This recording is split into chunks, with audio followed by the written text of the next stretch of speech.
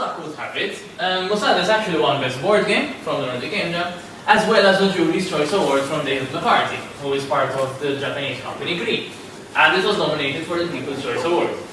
So that is us being very happy and being very tired, actually, because making a board game in 48 hours doesn't mean you get to sleep, contrary to your experience at the Nordic Game Jam. I don't think I've ever slept in making a board game. And then things worked out. So we said, alright, we always had our intention to make the board game professionally, even if it didn't win anything, because we really liked the idea of the board game. So we decided, let's see where this goes. And we started discussing and started tweaking the game, and this was all in the middle of my master's. And the Nordic Game Jam 2013 came about. And this was held at the Aalborg University campus in Copenhagen. So it was not at ITU anymore, and this was on its own. It was a separate thing from the Global Game Jam. And the speakers that year were Vlambeer and were Denathan. You might recognize Denathan as the people that made Hotline Miami. And Vlambeer are the people that made Super Great Box, Ridiculous Fishing, Luftbrowsers, that sort of thing. So it was very indie-centric this time around. And the theme was grotesque.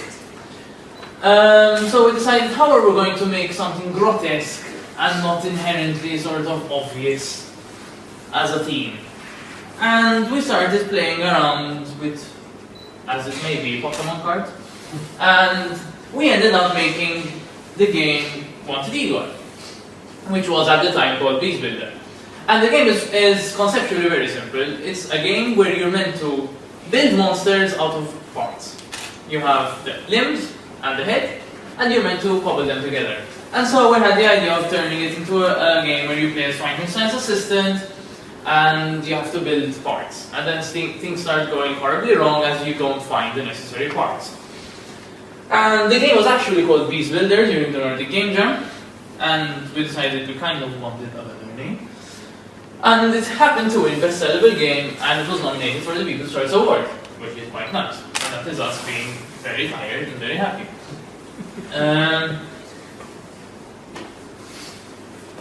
A week ago, I was up for the Nordic Game Jam 2014, and again we decided to participate as part of Kvasir Games, and we wanted to make a game.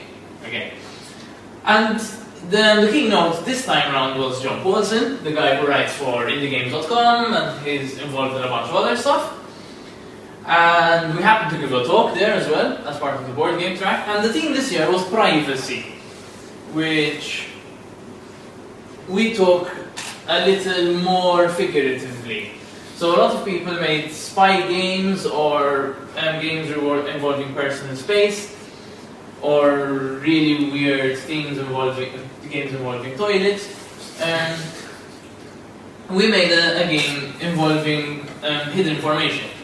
So basically, in this case, you're playing a very chaotic samurai-themed game where the world is ending. You play as a samurai who is gifted with immortality, but you really hate the other samurai from the other clans. So much so that you just want to kill them for honor, to honor your clan. And this happens for so long that the world is ending and the dragon is now swallowing the world.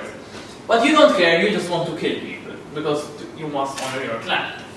So it's a very chaotic game where you have to kill other people, while in the meantime the dragon is dealing loads of damage to everyone until suddenly you can't cope anymore and everybody collapses. And the idea behind the incorporation of the theme privacy was you can each see what everyone else has regarding skills, and you can each see how much health everyone else has, and you can also see how much damage the dragon is going to do. So it was a very open game, which allowed you to plan things accordingly. This game didn't win at the Nordic Game Jam, which is fine, because our intention was always to make a board game. We never ever went up for the Nordic Game Jam to win. And this happened because we only actually started making the game on Saturday at 7 PM, because half the team was promoting Wanted Igor at a shop similar to Forbidden Power in Copenhagen. So that got kind of over, but that's fine. And that's us being very tired and very happy. So, sometime in between these Nordic Game Jams, so I think it was after Nordic Game Jam 2013, just after Wanted Igor, we decided we're going to form a company. And at the moment, legally, Kvasir Games is an IS, an interest and scale, which is a general partnership. Simply because making it a limited liability costs lots of money. It's Denmark. And obviously, when you're coming to form a company, it's a little bit more formal and a little trickier than just saying, oh hi, we're making stuff together. So this was all new to us. We made games, we're not business people. So we had help from other people, in this case, Computer Speed's owner, who are now called Interactive Denmark. And their focus, Interactive Denmark, was to help startups in games sort of to build up what they're doing. And this was thanks to events like Spielbar, events like Growing Games, where you had, the whole idea behind it was, for example, learning how to pitch your game successfully to investors, for example. Learning how to attract capital, learning, for example, how to hire people. Law, for example, writing a contract between people, managing your accounts, that sort of thing. Which obviously, if you're a registered company, you kind of need to do, because once you're registered, you kind of have to start paying VAT. And as a board game company, we decided sort of our product is a little different to regular games, because if you have a digital game, you have a fancy looking trailer, you can kind of see what the game is about, because, you know, it's like God of War, but this. It's like Age of Empires, but this. Oh, you already have an idea of what the team, how you play the game. It's like Age of Empires, it's a strategy game. Then you have some sort of base building and something. But with board games, it's a little bit different. Board games is more mechanic oriented, so it's a worker placement game. Yes, but how? That sort of thing. So we decided, quite frankly, the only way we're going to get people to play our games is to attend lots of different events. And in Denmark, at least, there was the Buster Film Festival for children and young people, where we took Wanted Igor with us. I was there for the Malta Comic Con, as you guys know. We were also there for Viking Con, which is a massive convention in Denmark where people play loads of board games. This is actually held in a high school. And this is the main hall, which was packed with people. We also attended Spielbar, several versions of Spielbar, where, for example, we could meet people like Richard Garfield, who played Posadas, and Eric Otmont, the CEO of Days of Wonder, who also played Posadas. And it's nice to hear people, big people like that, give you feedback and give you sort of ideas and tips on how to progress. In actual fact, the board game scene in Denmark is pretty good, considering that the scene as a whole is slightly smaller. It's very much smaller than the digital game scene, obviously. We also attended the Wood Festival, where we took part in a competition where you had to sell the game you had made at the Nordic Game Jam, which we managed to do. And we won 10,000 crowns for that, which translates to around 400 euros. And there were other fancy important people there, such as Richard Lemarchand, who was the lead designer of Uncharted, Legacy of Kain Soul Reaver. He basically worked with Naughty Dog for a bit. And he also gave us hints and tips and promoted our game, which is quite nice. And the idea is that in the future we want to go to more events, such as the Malta Comics Expo. Essen is a must. There's a convention in Finland, the Chicago Toy and Game Fair, stuff like that. All of which are important. But also the press kind of helps. And quite frankly, this is all foreign press, there's no Maltese press. But it very much helps to get your name out. And regarding press, there's a difference between you contacting them and them approaching you. So it's a good idea to have sort of attend as much events as possible. That was the whole idea of mentioning events before, because there you get to meet press people beforehand. So, for example, we met with one of the lead writers of Papstuber, which is a Danish website based only on board games. So obviously there we could sit down and say, hey, we make board games, this, that, and the other, and they ended up writing about us. We approached the Perspectives newsletter by the HDA to write a newsletter which happened to be related to board games, because every month they have a topic, and that month happened to be board games, so we got lucky there, as well as the HDA Denmark. We were lucky, we were featured on Danish news, on TV2 where Wanted Igor was shown actually, as well as Icelandic news. But then, again, with press, sort of, you both have to make the effort in meeting people and contacting people and that sort of thing. You can't just sit around and wait. Because we launched the game, and then as soon as we launched the game, it's a scramble to try and meet as many people as possible so they can all talk about your game.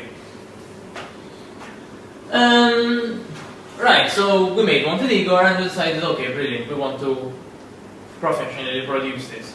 So the first thing we did was talk to GameCrafter. And GameCrafter is based in the US. It is a site where you can make prototypes, basically, and they send you a limited amount of prototypes based on the stuff you give them.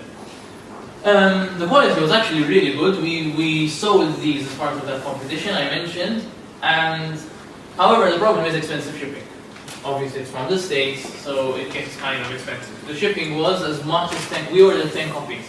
The shipping was as much as 10 copies, which wasn't really worth it. But for professional distribution, we decided we're going to have to approach a factory. And with a factory, it's a little bit different, because in actual fact, 1,000 copies was one of the smallest amounts you could order. But we managed to found a Chinese factory called Wingo. They're quite renowned in making board games, and they have a lot of popular hits, at least indie hits. They arrived on that very ship. Well, not that one, but something similar to that. Yeah, and they arrived in a bunch of boxes in Denmark. And eventually we had a release party where people could buy the game and celebrate the fact that we actually managed to make a game, and it's available for sale, which was nice. And yeah, now at this point in time is the whole distribution idea. So if the game is out, the idea is we want to distribute the game to as many people as possible. And again, distribution is you have to have some sort of leverage with distribution. You can't just pop up as a small company and tell them, hi, we made a game, please take our games. Because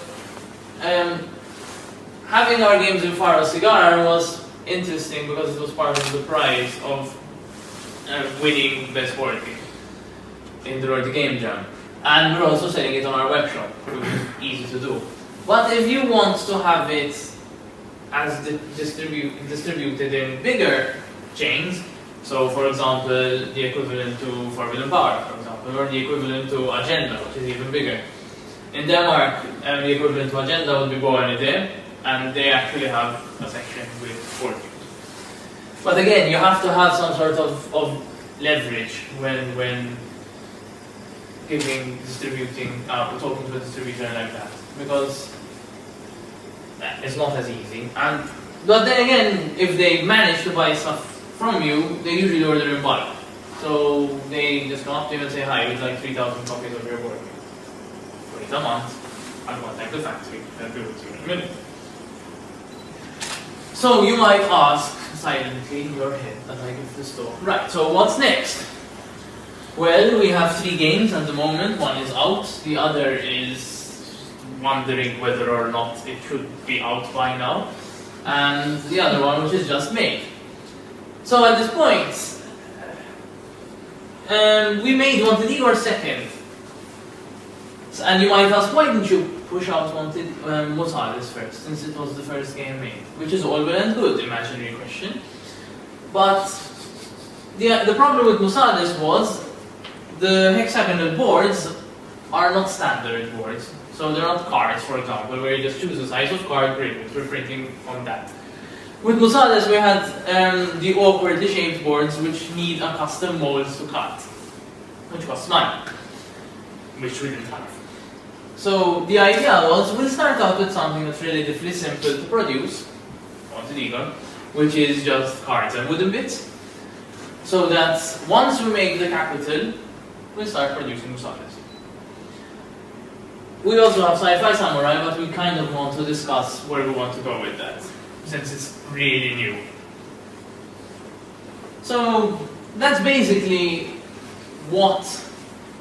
a brief history of what we've done so far and where we intend to go. So at this point in time, the floor is open for all sorts of questions regarding how we did stuff, what we did, why we did them, stuff like that. So feel free to ask questions. Can I start? Sure.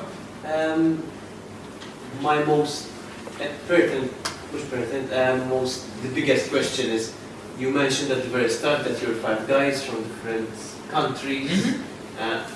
How do you, besides Nordic Game Jam, which is once a year, tell me a bit about the logistics. How do you organize It's yourself? slightly awkward actually, Yeah. because in the beginning it was easy. We were all doing our masters. Actually, I can actually point it out to you very easily. We were all doing our masters. Trondor was a year above us, so Nordic Game Jam 2012 was the only game jam where we were all together. Danish lodging is slightly complicated, so we ended up having to leave and couldn't find a place to stay, so we went back to Vegas. So we were 4 people. We came up for Nordic Game Jam 2013, and again we were 5 people for that weekend, and then I left. So now it's 3 people in Denmark. They intend to stay put for the time being, but yes, logistics are slightly difficult. At this point in time, we have Skype meetings fairly regularly. We have an internal Facebook group where we discuss a lot of stuff. It's slightly awkward for me not being in the country, since I'm actually public relations and marketing, so it's basically a lot of, oh, tell me what you're doing so I can post it to all the channels and stuff like that. Yeah, the logistics are slightly awkward, it's true, but it's worked out so far, admittedly. Design-wise, there have been some elements. So, for example, we might think about changing Musada slightly. We might want to tweak Sci-Fi Samurai slightly, which is all well and good. There's only so far you can get on Skype. So, in actual fact, we're planning to have a design week in June, July, where everybody comes down to Malta to enjoy the lovely weather that Denmark doesn't have, unfortunately. This is actually Danish summer, just letting you know. To basically have a design weekend, a week where we're all in one place and can design stuff accordingly. But yes, logistics is a little bit awkward at this point in time. And I've heard stories of people that have similar logistics and have failed. So for example, one of the winners last year were all Danish, but one was based in Copenhagen while the others were based on Jutland in Aalborg. And they kind of lost contact. So yeah, it's slightly tricky. How do you go around deciding the mechanics or deciding like the core mechanics for a game? Okay, so I will start out with Musades. Let's do this. So Musades was actually analysts just popped up and said, oh, why don't you have a game where we have only 3 rooms in play, out of the blue? Brilliant, let's do that. It worked, and our way of working with games is we all sit down and decide where we want to take the game, and we start throwing a bunch of mechanics in, seeing what could work, where we want the game to take, where we want to take the game, and then at some point when we're slightly pressed for time, the girls end up doing art, while us 3 end up trying to break the game in as many ways as possible. And by breaking the game, I literally mean breaking the game. I've played Musades with people before, and like people have asked me like, oh, can I jump through walls? Can I do this to people? And we have an answer for all of them, simply because we've tried breaking the game. So that's Musades. It just came suddenly. I don't really have an explanation for Musades. But for Wanted Igor, actually, it wasn't our first idea, I admit. It happened on a Saturday morning where we decided, oh, like we haven't had a suitable idea yet, let's try this. And we base it around monster building, again with different parts and stuff. And then we decided, okay, we have the monster building, which is nice. Where do we want to take it? Sort of, do we want to have them fight each other? Do we want to have a points thing? It's like that sort of thing. We try everything, we see what works and what doesn't. There's a lot of playtesting for the board games, especially, which is nice, because in a digital game, when you're jamming in 48 hours, you kind of need playtesting to the very end, and then, it sort of works, but don't pass through that wall and don't collect that stuff. It kind of works. It's held with duct tape. With board games, it's slightly trickier, because the game mechanics are out in the open. If they work, they work. If they don't, everybody knows. So, you kind of need to do a lot of playtesting, and with board games, you actually sit down and grab people that are running around like, oh, I'm going to grab a coffee. Sit down, play our game. And that seemed to have worked. With this, actually, the story behind this is interesting. Let's put it interesting. This started on Saturday at 7 p.m. So halfway through the game. But we settled on this idea, and it was actually going to be a co-op game. So the idea was we're all fighting the dragon. And we wanted to balance it in such a way that the dragon was not too easy to kill, but at the same time not impossibly difficult to kill. We spent a couple of hours on that. It wasn't working, so we decided, okay, can we attack each other? So it became a co-op competitive sort of game, where we want to kill the dragon, but at the same time, like, I don't want you to have the honor, I want to be the guy who last hits. It didn't work. So we said, alright, ignore the dragon, we're killing each other.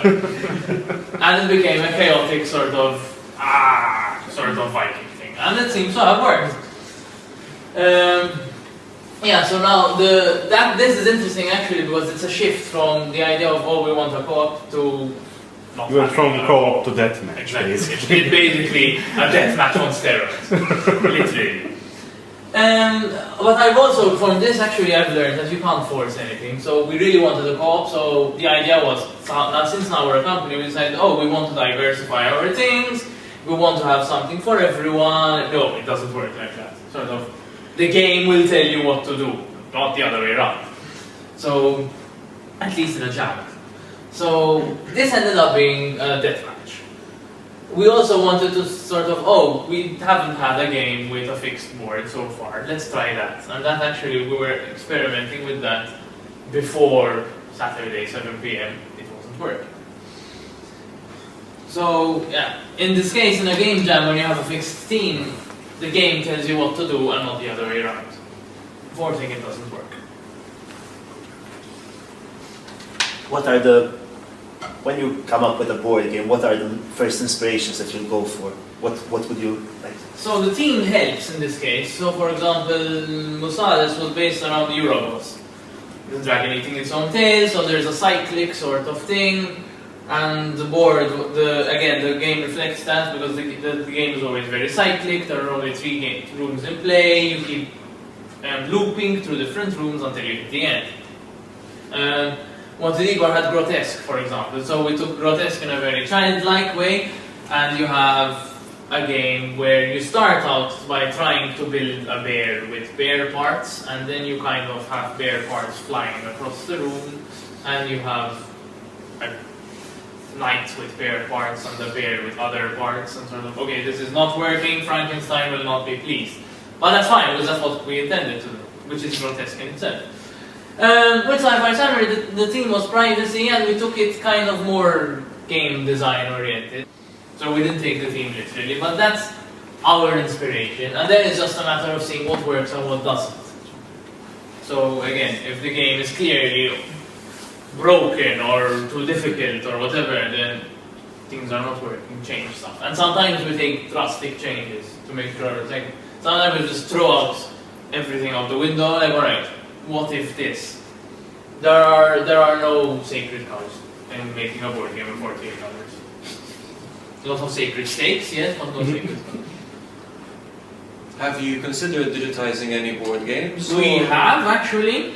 There's an interesting story to that, because making digital games is easier, let's say easier, because there are funds available. Steve would know. There is yeah. There's the Malta Digital Arts Fund. to talk. But it's slightly easier because there's the Malta Digital Arts Fund, for example, in Malta. In Denmark, there's the DFI. So there is the film fund, which games kind of tag along there. There's EU funding where games get funding, again also tagging along with films. But they all specifically say digital games. There's nothing for board games, which is slightly tricky.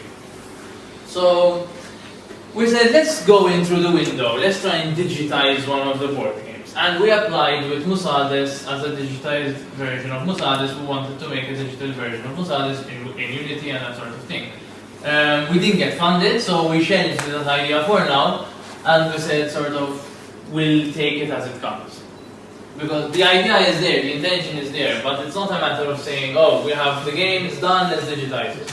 Because obviously, you have to take into account certain ideas. So for example, with Musades, as people have probably seen if they played the game, people are screaming at each other around the table. You lose that effect once you're in front of a tablet, or once you're in front of a PC. You're screaming at the PC, yes, but it's not as visceral, it's not as, oh damn, I'm lost. That sort of thing. So, Eric Otmont actually held a talk about digitizing board games in Copenhagen, and he said something similar. So, for example, they digitized Ticket to Ride, and they said, people were really annoyed with the fact that the dice, for example, were not working, and the shuffling was not working for cards, even though the algorithm was specifically stated be random. So there's a different random that people expect. It's actually true random.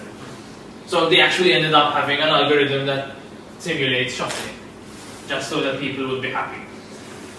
So it's not as easy as just saying, oh, we have all the mechanics down and the game is fully designed, it's done, let's make the game. There's more to it than that, unfortunately. Also, I suppose, Yeah.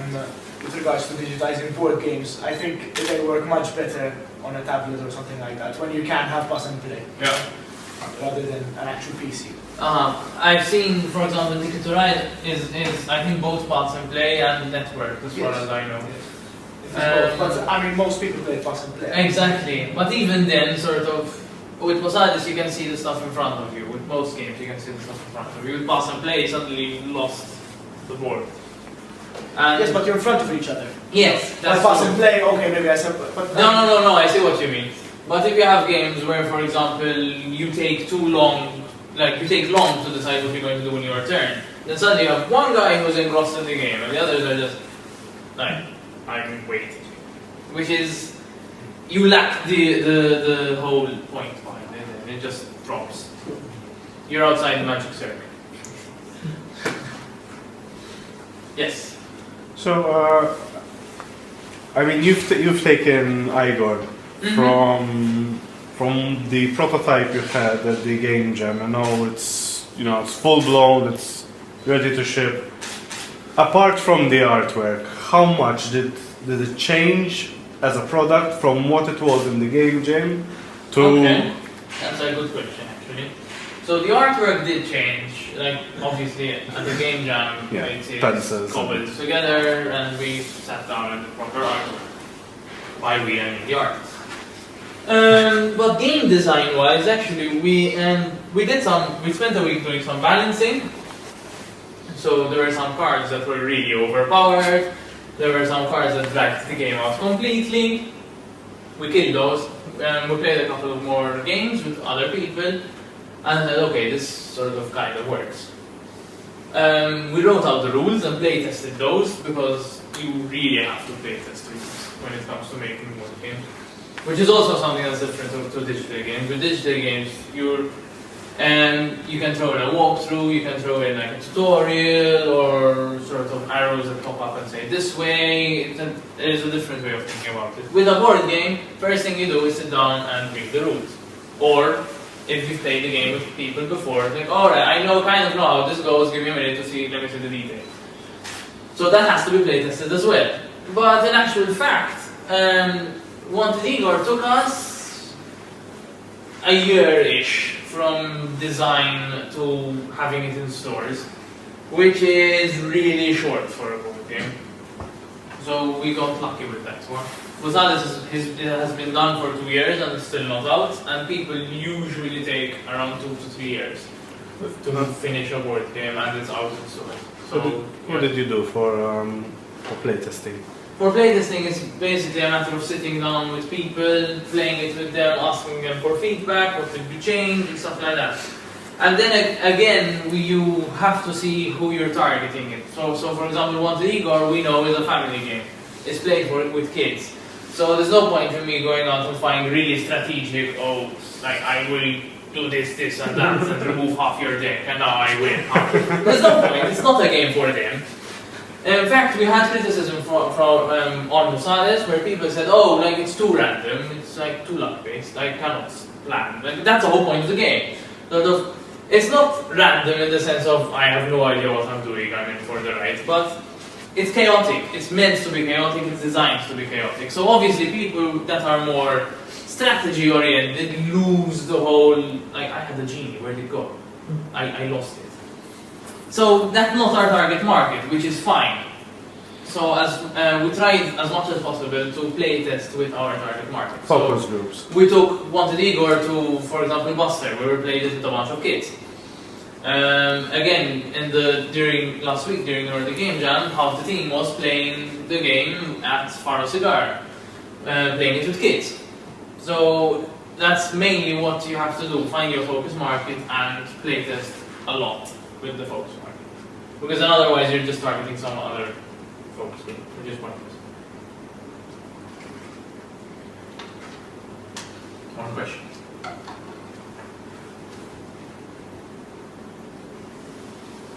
Tell us about Wanted Igor. What's the game? How do you play it? Well, Wanted Igor is very nice, you should all buy it. Please. So Wanted Igor is a game where you play as Frankenstein's assistant, Igor. They're all called Igor. There you go. And the idea behind it is he's assigned you plans. So Frankenstein comes in and says, oh, I want you to build a bear for me, for that is my latest master plan, wow, that sort of thing. Brilliant, we are Igor, we will build your bear, master, sir. But you look through your parts and you say, alright, I have a bear part, this is obviously what he wants. I have an ostrich part, this is kind of, it's a leg, right, it works, right, it's fine. A robot part obviously doesn't fit, but it's Frankenstein, he's busy, he won't notice. And the idea behind the game is where you play as assistants and you're meant to build or cobble together his plans. And it's a monster building game for kids. And the idea is you build monsters and you try to jump onto other people's monsters to claim them as your own. The person with the most marks on the monster wins the monster, he claims ownership, and he gets a point. It involves a catch-up mechanic, so there are 8 marks in total that you can play with. Once you win a monster, one of those marks becomes a victory point, so suddenly you have less to work with, which becomes easier for people that are not you to catch up to you. And first to 4 points wins, basically, that's the whole idea. It's very, very simple, so there are only 12 cards which have text on them. We intentionally did that so it would be easy to localize. In fact, the game is available in English, Danish and German, in the same box obviously. And localization was just a matter of rules and those cards, those 12 cards. Other than that, it's pretty picture and an arrow telling you where you're meant to stick it. That's it. But that's the whole idea of the game. It's a competitive game of sorts because obviously you're building, you want to build your own creature first. And as is our style, you can mess up other people by saying, oh, that's your monster you're building, remove it. But that is our style in general. Sort of, we like a lot of interaction between players. Whether it's good interaction or bad interaction is another thing entirely. But yeah.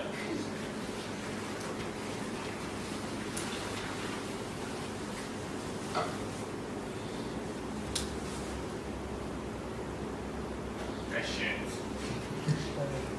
Did you find localization to be very important? With kids, yes, and I'll tell you why. During the game jam, actually, we sat down and played it with a guy who had come over to see the games, and he brought his children with him. And they actually couldn't read the words, because obviously they're kids, they don't know English yet. So he was translating everything in Danish. And we figured if this is going to be a game targeted for like Scandinavian kids in general and they don't know English. So we figured we might as well want to take the extra effort and translate it to Danish and German in this case, because those are our biggest markets. And we're based in Denmark, so obviously you kind of want to hit the Danish market first. So yes, we did look on localization as a big thing, at least for Montenegro. For Musades, we're not so sure. Because we went through the whole process of, oh, do we want Musades without text and that sort of thing, but it's not the right game to have as textless. So Montenegro, yes, that was easy to do, and we focused on that quite a bit. Even the rule book, in fact, we hired a German guy to do the localization. In the future, we're looking to localize it to other Scandinavian languages, so Swedish, Norwegian, Finnish, possibly Faroese, and then we'll take it from there. Yes. But there's anyone interested in doing a board game, like you mentioned the funds for digital and so on. Mm-hmm. Apart from the funding, which is why I think always a problem. But what resources are there for people? So if you want to sit down and make a board game, it's actually all you really need is pens and paper. So that's all you really need. But to make things easier for inspiration purposes, you can go online and buy like 100 wooden cubes, or you can go to the local carpenter and grab reject bits of wood and that sort of thing, and you can cobble together a game with those sort of things. So you need a game design kit of sort, where you can look into something, oh, hexagonal tiles, I want to make a game with that. Funding, yes, is a bit of a problem, and then it's a matter of convincing people to play your game. And you can all continuously see their feedback, and you tweak stuff and accordingly. So obviously, your better half and your circle of friends are going to be sick of playing the same game over and over again with continuously different rules. No, it works this time, it's fine, it's not boring. So you have to take that into account. And I say this because at one point, Musades, which is now meant to be a game that takes half an hour tops, was a game that was taking over an hour, and people were going, this is boring, hurry up. There is no sense of running if this takes ages. So, with board games, there is, if not more so than digital games, a focus on playtesting. Lots and lots of playtesting. How much did it increase the costs, making it language compatible? Not much, actually. So with Montenegro, we have 12 cards in total that have text on them. So you have 3 copies of. So 3 copies, which is 36. And That cards are cheap to produce. The rule book is just added pages. With one multilingual rule book. Exactly, one multilingual rule book. Not like similar, for example, to other games where we have 3 different rule books. We just threw them in one rule book. So localization was cheap in that case. With other games, it might be potentially more expensive because, like, do we want to ship an added deck which is never used? Do we want to have it available online? Do we want to have completely different boxes that are like French only?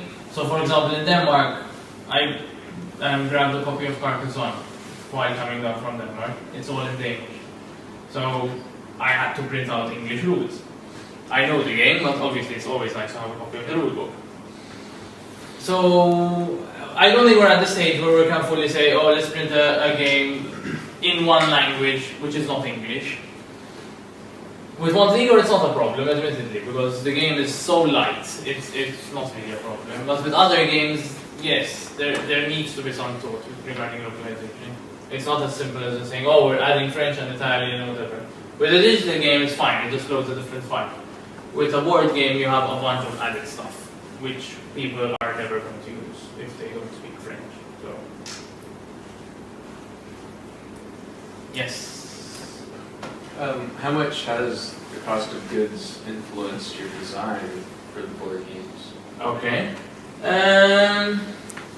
So with Nosales, we were all very green to the whole idea of making board games while talking to a faculty. So we just made board games. With Wanted Igor, it just happened to come about that it was cards and wooden bits, which was easy to do. So, in actual fact, it hasn't really influenced, like sort of, oh, we really want to make a game with just cards because it's cheap to produce. Sci-Fi Samurai actually happened to be a game which is just cards. So, and it's not intention, it just happened to come across that way because, as I said, like we kind of wanted to have a printed board because it was new to us and we always wanted to try new things. So that didn't really affect the design. That said, this is designing a game in 48 hours. That's probably the least of your concern. You just want to make crazy things. In fact, most of the games that were made at the Game Jam had a massively laser cut board or something completely weird, which is kind of difficult to produce. So we either wanted to make a game where you take down a game where you build yourself up as a character and then you take down the final monster, which turned into Sci-Fi Samurai, sideways. We want either a game where you play as a crew on a spaceship, which is massively battered in bits, and you kind of want to hold it together until you get home safely, so there's a whole co-op team. Or a game which is appropriately pitched as you start the game naked in a bush. And we kind of rode that idea for quite a while. So we had an idea where you start the game Sunday morning, you're really drunk, you had a wild Saturday night out, you are naked in a bush, and you have work Monday morning and it's kind of awkward running around the village naked. So you have to go around and pick up clothes. And we took that concept till 7 PM where we decided this really isn't working. Scrap. It made things worse because we were promoting Wanted Igor at Faro Cigar from 10 AM to 2 PM. The other guys came back at 4 PM. So we were 2 people designing games from a team of 5. The rest were all promoting. So it becomes slightly more difficult to bounce ideas of people when you're 2 people, especially in the game jam. So yes, that's what happened. We were unlucky this time round, but that's fine. We have a game anyway. So. Is creating games in like 48 hours an added incentive to creating games? Maybe it gives more pressure in creating games. And will you, in the future, create games not in 48-hour time limit? Yes and yes. So making games in 48 hours is, at the beginning, if people have ever attended the game jam, at the beginning it's like, oh, 48 hours, like I have all the time in the world, it's fine, I have time to sleep. So Friday I'm spending till 11 PM and I'm going to go home and I'll be here Saturday at 10 and we can start doing it. Which all works out fine until it's Sunday at 4 in the morning and you're panicking. So there is a sense of rush in 48 hours, but also there's a sense of experimentation in 48 hours. So what if we made a game where you jump up and down in a board game? What if you made a game where you play blindfolded, which was a game that was made this year? I hope you played the board game blindfolded, yes. There were a lot of different experimentations that I saw this year. So we had access to a 3D printer and a laser cutting machine, so obviously there were a lot of board games that reflected that. But yes, there's a difference between making an epic 4X board game where you have to collect resources and then do other stuff. And the game takes 4 hours, which is insane to design in 48 hours. So that is something, if we ever take that road, that is something that we'd want to do in more than 48 hours. And that is kind of the incentive for having the design week in June, July. So the idea is we're here for a week. Let's see what we make in a week. Are we going to polish what we already have? Are we going to design something new so that once we have to design games, we can focus on what we want to release first? That sort of thing. When you're not in the stress of, oh shit, it's 48 hours, you're kind of more relaxed. Okay. More question?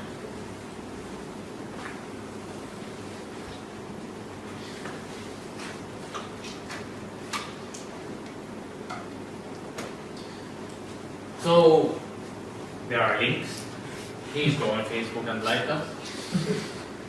You can also follow us on Twitter. We are on Board Game Geek as well.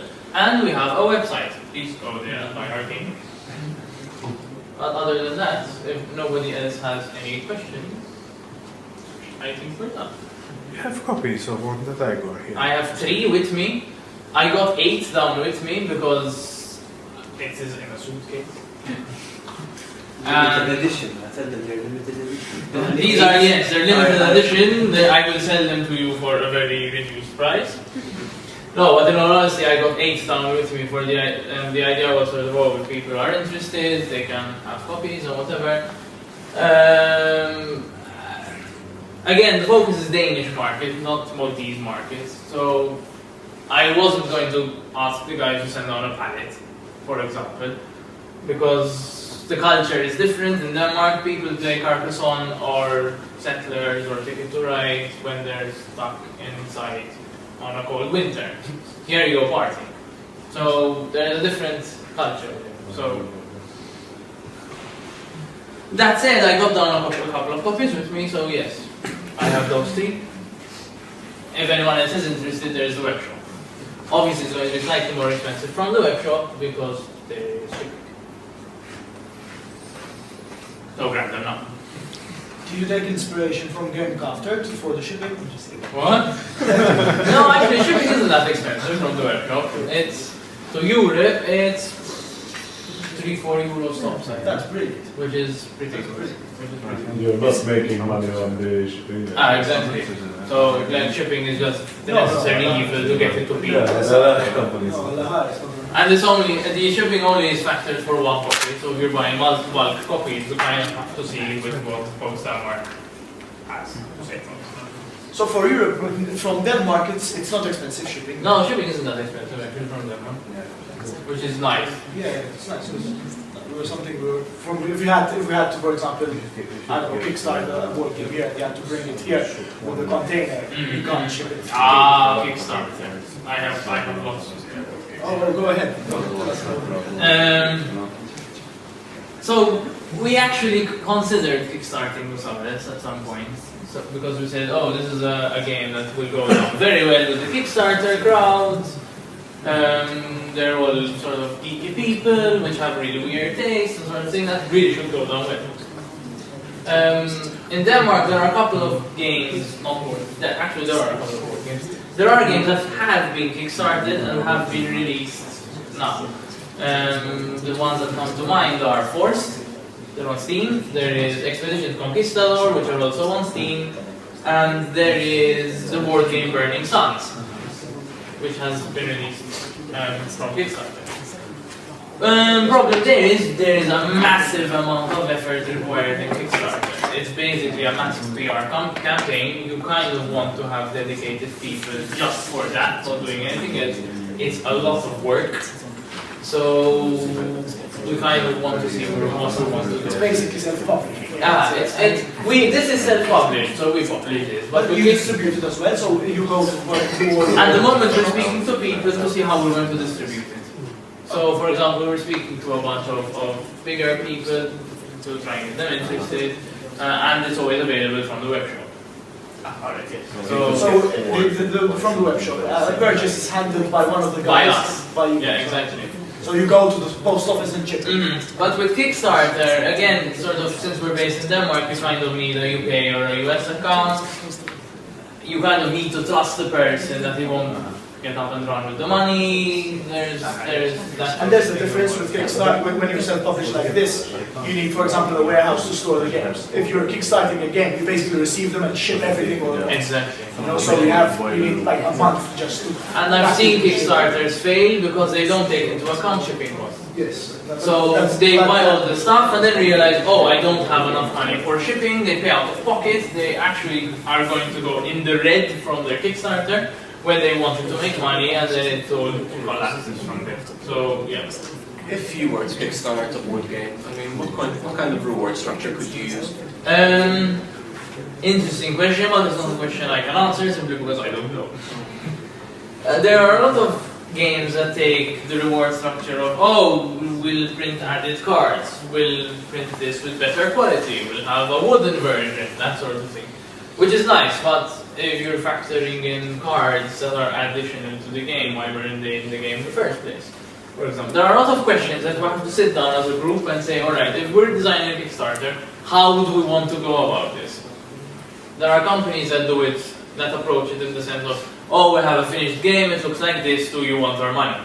There are other companies that take the approach of sort of, oh, we're half done, we kind of need to publish, promote, produce this, and factory sort of, please give us money, in the meantime you have a say in what's going on.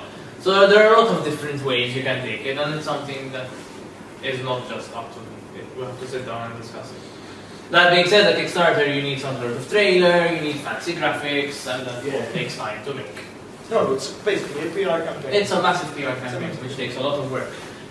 One of the companies in Denmark had 3 dedicated guys for 2 months, simply on Kickstarter. They were forced, beta dwarfed, and they were actually on Reddit because they had a string of MHUR images of how they did it. They were basically sleeping, camping at the university for 3 months until they managed to get the money for Kickstarter. So yes.